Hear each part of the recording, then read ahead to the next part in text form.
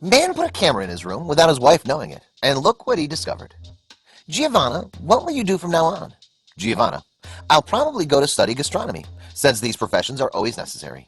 The state would provide the young woman with housing and even a scholarship for the study of her choice. The old Theodora, with tears in her eyes, said to her, "How is it that you grew up so fast? You were only 1 year old when your alcoholic mother left you in the orphanage." Giovanna and Laura met at gastronomy school. Both dreamed of the future. They always said things, but they were very modest. They told each other about her and often went out to be distracted. Every day was full of new events, but dreams had not yet come true. After finishing their studies, Joanna and Laura searched tirelessly for work, but no one wanted to hire them.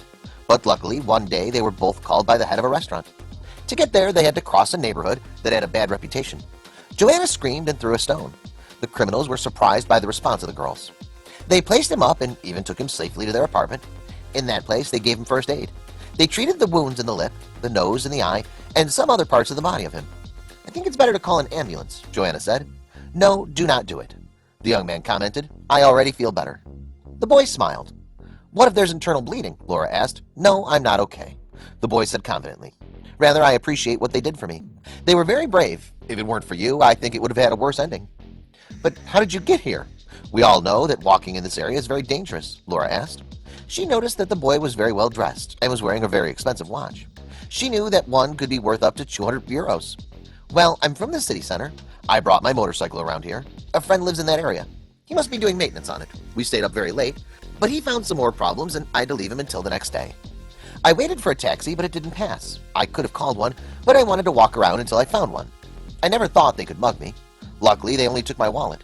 This is how they learned his name was Vladimir." The girls called a taxi and he went home. But before leaving, Joanna gave him her number just for him to call to know that he arrived safely.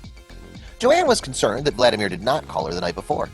The next day, during the night, her phone rang and it was Vladimir calling. He invited her to lunch as a thank you. This is how they had a good time and got to know each other better. In fact, there was a very special chemistry between Joanna and him. They just liked each other, and that's how they both started dating. Vladimir, despite coming from a wealthy business family, was very humble.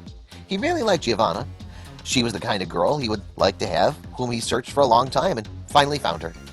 A month later, Vladimir introduced Giovanna to his mother, Lucia Bustamante. It was the name of the lady. She didn't seem like a daughter-in-law to her. When she found out that she was from an orphanage, but after getting to know her better, she had a different opinion. She was polite, humble, pretty, and a hard worker. Vladimir was glad that his mother approved of Giovanna. And as time went by, he proposed to the young woman. The wedding took place in one of the best restaurants in Spain. Among the guests were very influential and famous people from all over the country.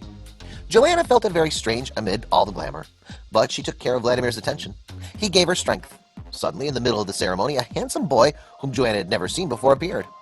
"Vladimir, where did you find that beauty?" "Giovanna, this is my friend. He is Andre. He's come here especially for our wedding. He lives in another country." "Hi there," said the bride, totally delighted. Unexpected at that moment, Laura arrived, who was the godmother of the wedding. They all spent the day talking and dancing. In fact, Andre spent time talking to Laura. At the end of the wedding, Vladimir and Joanna enjoyed each other. Happiness overwhelmed them, even more so when they acquired their own home. But the young man's happiness was interrupted when Andre came to Spain to stay. Every time he came to visit Vladimir, he felt that his wife was very happy just seeing him. Vladimir even had a fight with his friend. Andre, in fact, apologized if he ever bothered him.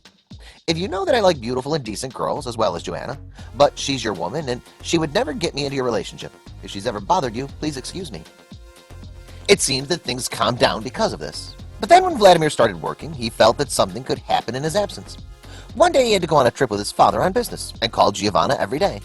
She always told him that she missed him and she was waiting for him at home. Finally, after staying a few days, Vladimir returned, and he unbelievably saw Andrew leave his house in his car. Vladimir thought it was something very strange, but hey, he continued. He opened the door. Giovanna threw herself on his neck. "Love, I've missed you so much." She kissed her beloved husband. But something in Johanna's behavior alerted Vladimir that day. His attitude was more loving than before. For some reason, the young man looked to the side. Did Andre come for something else? He didn't ask his wife for anything, but she didn't say anything either. It was very strange. In a visit Vladimir paid his mother, he has added fuel to the fire. She said that her daughter-in-law's behavior was not like before. She often looked strangely thoughtful. She told her that 2 days before Vladimir arrived, he went to visit Giovanna. She noticed that her vehicle was missing, so she rang the bell, but no one came out. As much that morning, Giovanna told her mother-in-law that she would be home all day. She maybe went shopping. Vladimir commented, but her mother replied, I don't know. I waited for her for a while longer, but she didn't show up. Vladimir no longer knew what to think at that moment. As the days passed, the young man did not stop thinking about every day that had happened. His wife acted strangely, and she couldn't sit idly by. Thus, Vladimir decided to install a hidden video camera in the bedroom. Perhaps he could capture some images about Joanna's infidelity and would have grounds to divorce her. Possibly she was only with him for his money, he thought. Does Andre have something to do with here? This is how the husband installed the camera and connected everything.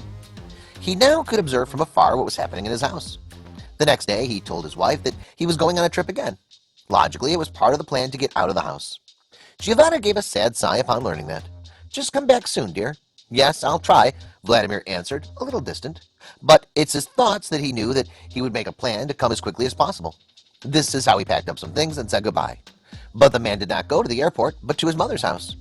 There he took out his laptop, turned on a special application, and began to observe everything that was happening in his bedroom. At first, Giovanna was shown alone in the room. She then left her, and suddenly a figure of a child appeared on the screen. Later, a girl of about 7 years approached. It was clear that they had fought, since they had a robe and her hair was wet.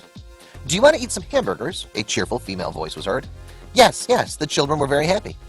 Right away, she saw Giovanna and the little ones in bed. They ate with great appetite while watching cartoons on television. Then Giovanna took the children, perhaps to the kitchen. Vladimir thought. After a few minutes, they returned to the room again.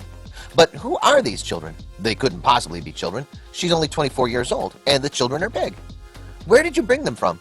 Vladimir did not want to wait any longer. He arrived at the house, ran and opened the bedroom door, and there he found Giovanna, who was very surprised. She was pale. But what happened, love? I didn't go anywhere, Vladimir replied sadly. Who are the children in our bedroom? Giovanna, this was not expected, so they both went to the living room to talk. Well, I'll explain it to you, the woman said. They are my brothers. Kel? Vladimir was surprised. But you don't have a family. Yes, my mother abandoned me. That's true, Joanna was crying. Recently, Mr. Teodoro from the orphanage called me and told me that my mother gave birth to more children. Recently, she was found dead due to alcohol and drugs. The police took the children to the orphanage where I was. The children were found thin and very sick. They were both in high spirits. When I arrived, I couldn't bear to see that. They're my relatives, children of my own mother. I smuggled them in because I didn't want you to get mad. Many times you said you did not want to have children at home, not know what to do. Excuse me, really. I know you thought badly of me. For some reason, I wasn't ready to tell you. Vladimir was very astonished. He expected to find hers with the best friend, but it turned out to be the opposite. Finally, he learned that Andre would marry Laura, Giovanna's best friend. In fact, he left everything he had abroad to be with her. And on that day when Vladimir saw him leave his house, he just wanted to invite him to his wedding personally, something that Joanna forgot to say since the arrival of her husband was much more important. After a year of everything that happened, Vladimir and Joanna took custody of the children, and now have a large and friendly family. What's more, they'll soon be parents. Mistrusting our partner can often cause conflict. Distrust in this story nearly separated two great friends and nearly ruined a marriage. All for thinking and not talking.